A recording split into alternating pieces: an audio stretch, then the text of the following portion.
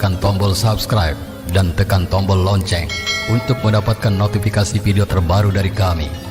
Selamat mengikuti.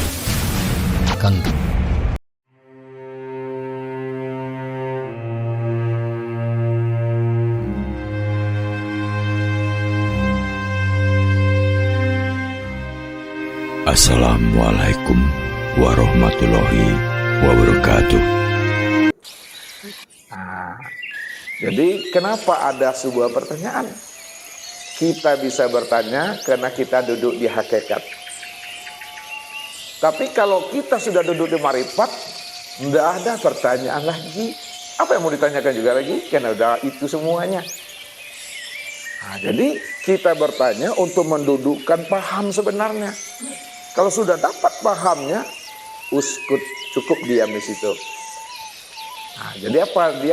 Karena kita sudah mengerti, karena yang bersaksi dengan yang disaksikan satu wujudnya. Inilah maknanya Allah dengan Muhammad tidak pernah berpisah cerai, dua namun tiada berpisah. Mungkin itu Pak cara mengambil pahamnya begitu. Jadi kalau diitikotkan bahasa Bapak boleh, tapi duduknya di hakikat.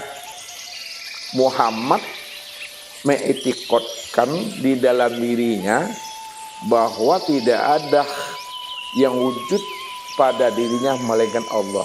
Ketika itulah aku bersaksi, kata Muhammad nih, aku bersaksi kata Muhammad bahwa tidak ada yang nyata melainkan Allah adalah diriku.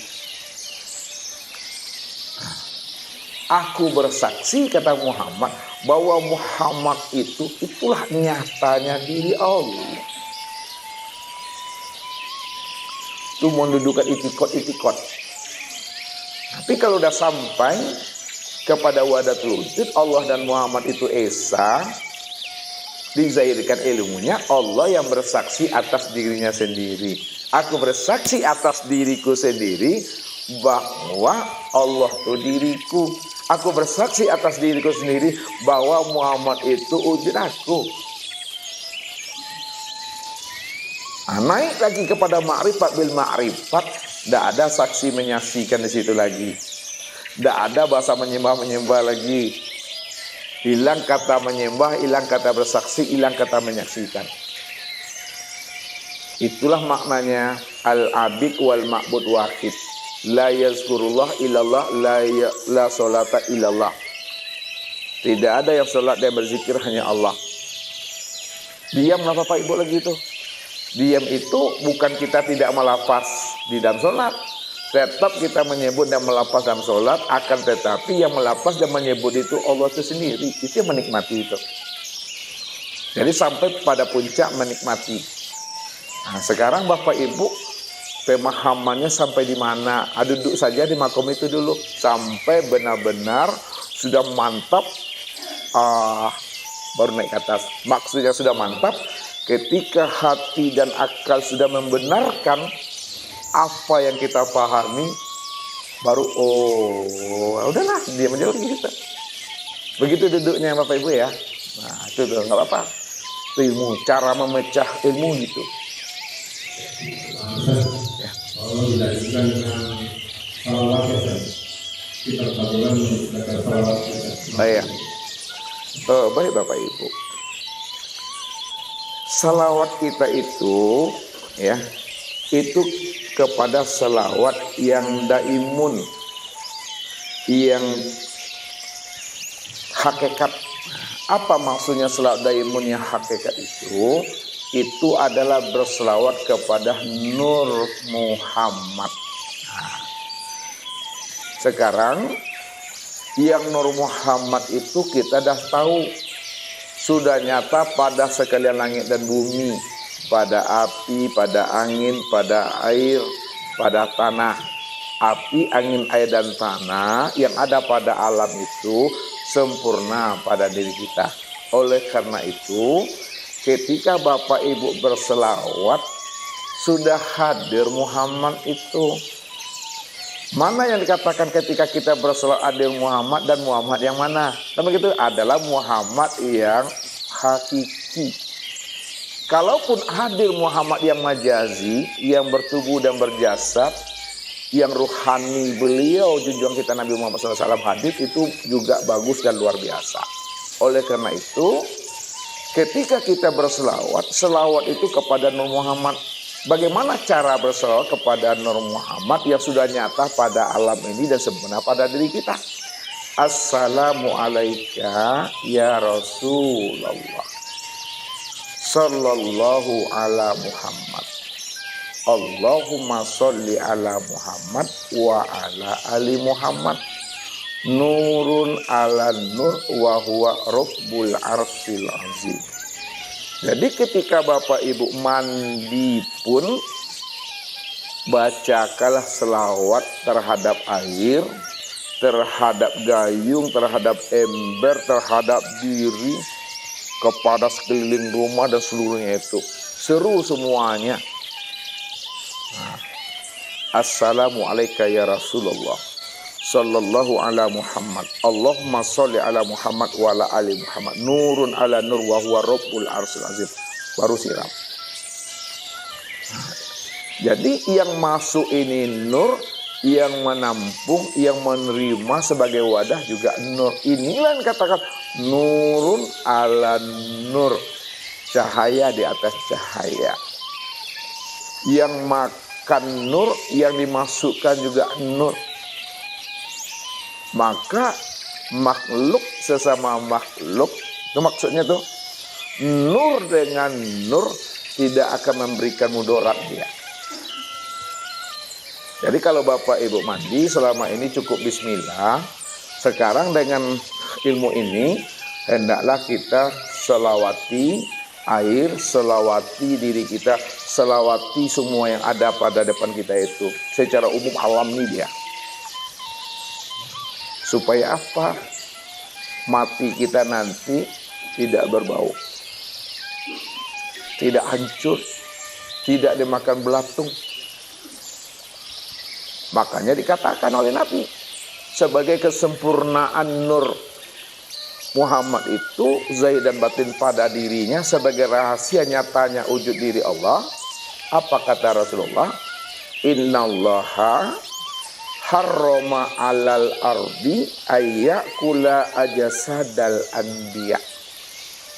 Sesungguhnya Allah mengharamkan atas bumi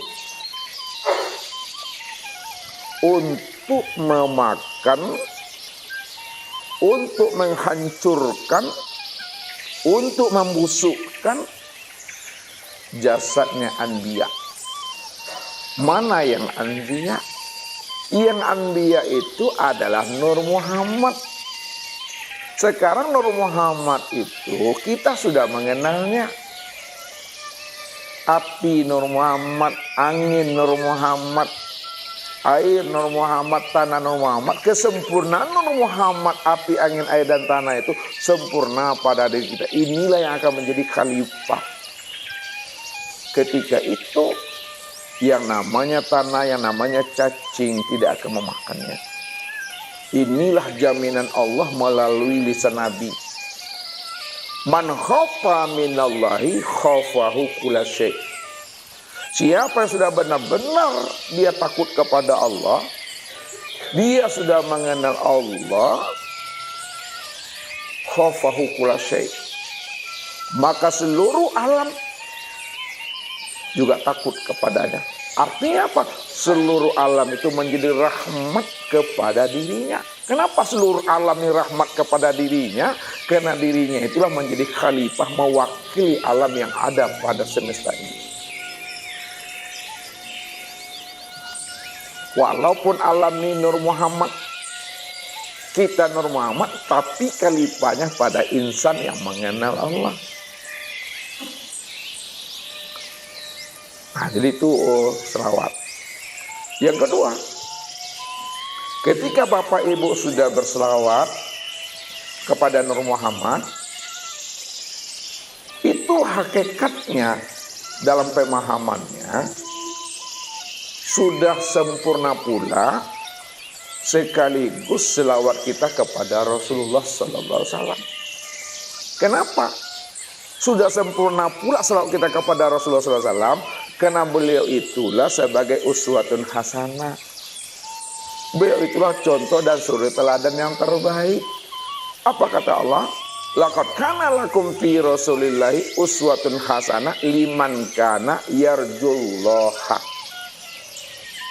Sesungguhnya pada diri Rasulullah itu terdapat contoh teladan yang terbaik bagi dirimu, liman kana yarjullah, bagi orang yang ingin berjumpa Allah. Mana yang Rasulullah sebagai suri teladan bagi kita untuk berjumpa Allah? Maka pandanglah Rasulullah itu zohir batin. Yang zohir itu berjasad, itulah Nabi Muhammad SAW. Yang batin itulah Nur Muhammad. Sekarang Nur Muhammad itu sudah nyata pada alam dan sempurna pada diri beliau. Maka disitulah rahasianya. Ketika kita berselawat kepada Nur Muhammad, berselawat kepada diri sendiri dan berselawat juga kepada diri baginda Rasul Nabi Muhammad Sallallahu Alaihi Wasallam. Sudah sempurna tuh. Tapi kalau kita hanya memahami berselawat itu kepada Nabi Muhammad Sallallahu Alaihi Wasallam saja, tidak kepada Nur Muhammad yang sudah nyata pada diri, maka beliau mendapatkan rahmat dan anugerah, kita tak pernah mendapatkan rahmat dan anugerah tadi. Karena kita tak mau menselawati akan diri sendiri. Makanya di dalam kita sholat, Assalamualaikum warahmatullahi wabarakatuh. Salamnya kiri kanan, rahmat dan berkatnya kembali ke sini. Nah, kan itu. Kalau pendeknya Assalamualaikum warahmatullahi. Salam untuk semuanya, rahmat kembali ke sini.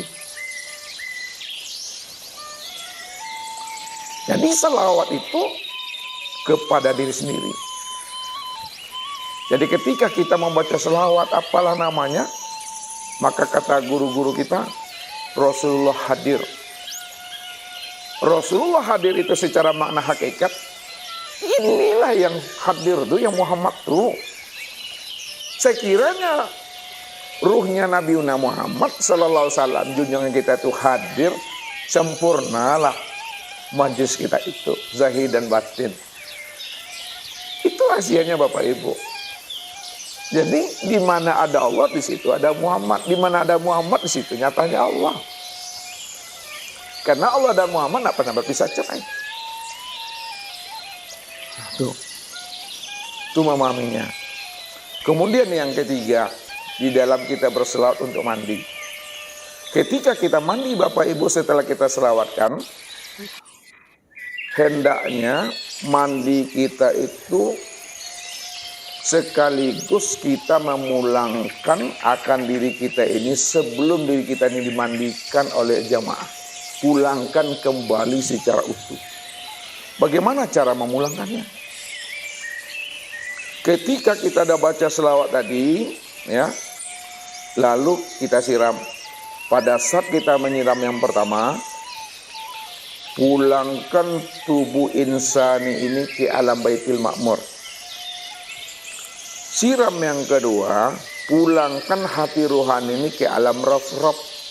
Siram yang ketiga, pulangkan ruh nurani kita itu ke alam Al-Mala'il A'la. Kenapa dipulangkan? Ada apa dengan diri dan alam itu? Tubuh kita yang kasar ini asalnya dari alam Baitul Ma'mur. Hati rohani itu asalnya dari alam Rob-Rob. Ruh kita itu asalnya daripada alam al-mala'il a'la. Lalu pertanyaannya, alam Baitul Ma'mur, Rabb al-mala'il a'la itu alam apa?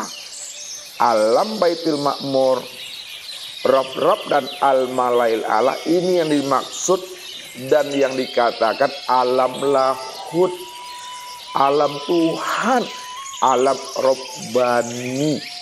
Inilah makna inna lillahi.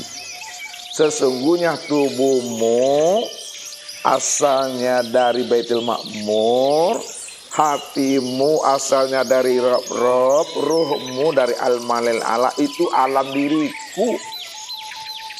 Siapa sudah tahu asal usul tubuh, hati dan ruhnya adalah dari alam diriku, wa inna ilaihi roji'un. Kembalikanlah kembali semuanya itu kepada aku. Inilah pesan Nabi, kullu syai'in yarji'u ila asalihi. Tiap-tiap segala sesuatu, tubuh, hati dan ruh yang disebut sesuatu, kembalikan kepada asalnya. Asalnya adalah Allah. Inna lillahi wa inna ilaihi raji'un. Datang dari Allah, kembalinya kepada Allah. Ketika itu Bapak Ibu, kita sudah memandikan dan memulangkan diri kepada Allah sebelum kita ini meninggal dunia. Dan itulah yang disebut namanya dengan mandi taubat. Jadi setiap mandi itu adalah mandi taubat.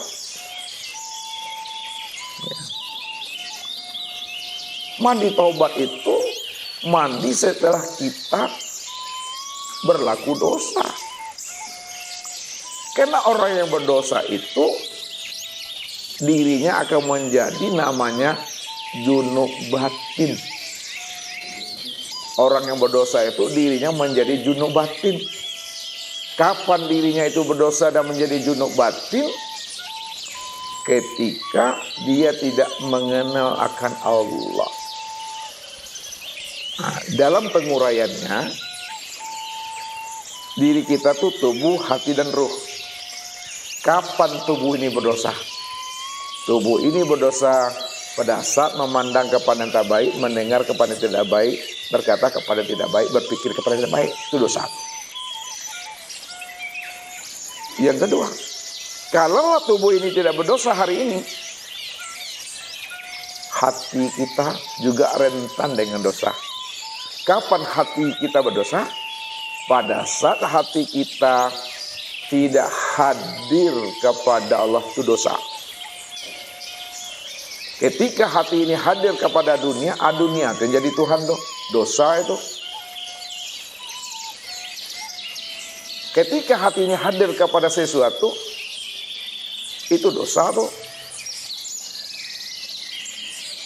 Maka ketika itu wajib kita ini mandinya mandi tobat. Yang ketiga, tubuh tidak berdosa, hati tidak berdosa. Tubuh ini patuh saja, hati ini hadir kepada Allah. Ingat Allah. Subhanallah, subhanallah. Kapan ruh itu berdosa? Ruh itu berdosa ketika dia masih memandang ada diri yang lain selain Allah. Ketika masih ada diri yang lain selain Allah yang terpandang pada dirinya dan di luar dirinya, situlah dosa itu. Makanya dikatakan wujuduka dzanbun, adanya wujud dirimu itu adalah dosa. Oleh karena itu Bapak Ibu, kesimpulannya, setiap kita mandi, maka hendaklah kita ini mandi junub, mandi hadas besar. Walaupun kita tidak junub secara zahir, tetapi junub secara batin mesti dipahami. Junub secara batin, ketika masih terpandang sesuatu selain Allah, itu junub tuh. Junub secara batin, ketika hati tidak hadir kepada Allah, itu junub tuh.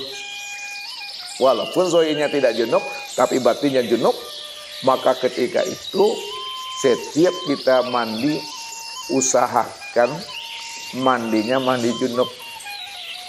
Bukan junub secara syariat. Kalau junub syariat dia lakukan.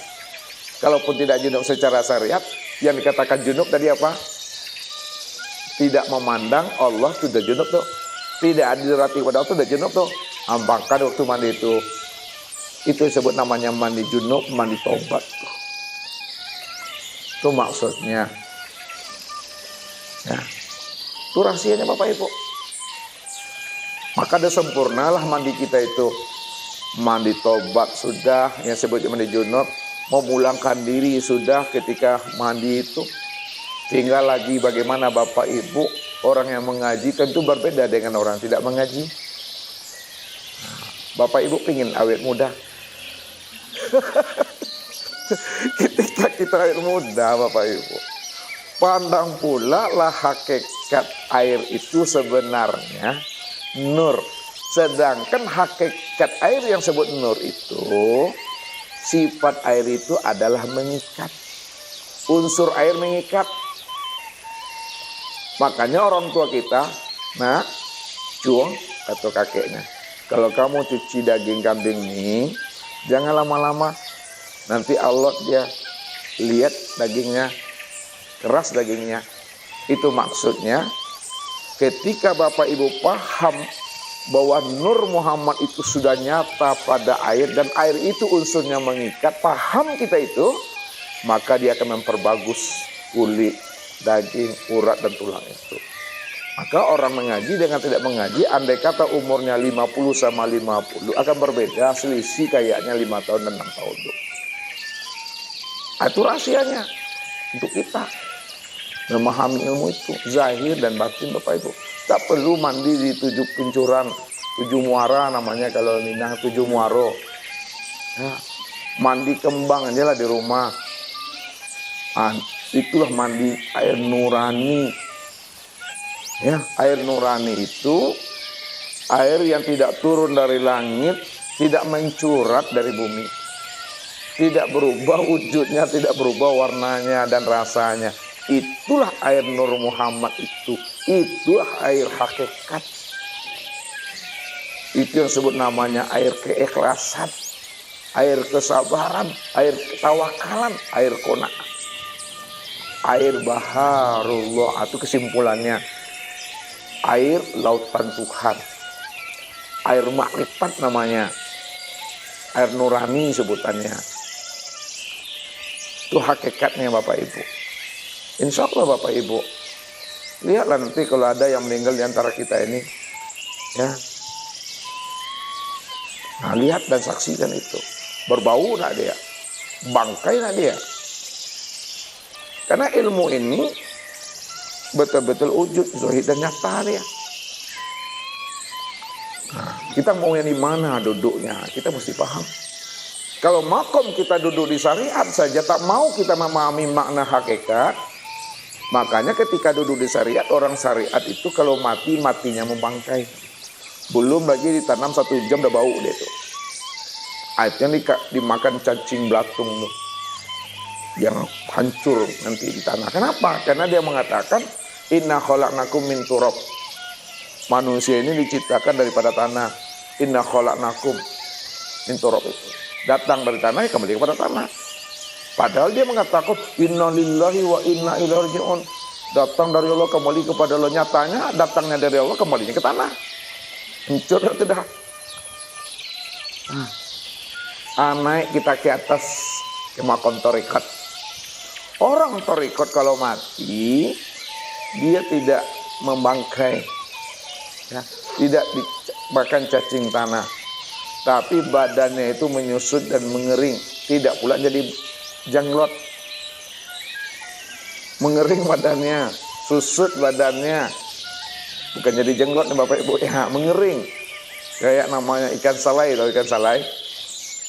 Ikan yang di laut itu diasinkan dia. Nah, itu badannya mengering tapi dia tidak bau, dia nyusut. Nah, itu duduk di tarekat tuh. Naik lagi di makom itu adalah dia hakikat. Duduk di hakikat adalah duduk di Nur Muhammad. Dia tidak dimakan cacing tanah, dia tidak menyusut badannya, tidak mengering dia, utuh. bahkan harum. Naik lagi ke atas ma'rifat, ibarat burung dalam sangkar. Burungnya lepas, sangkar pun lesap.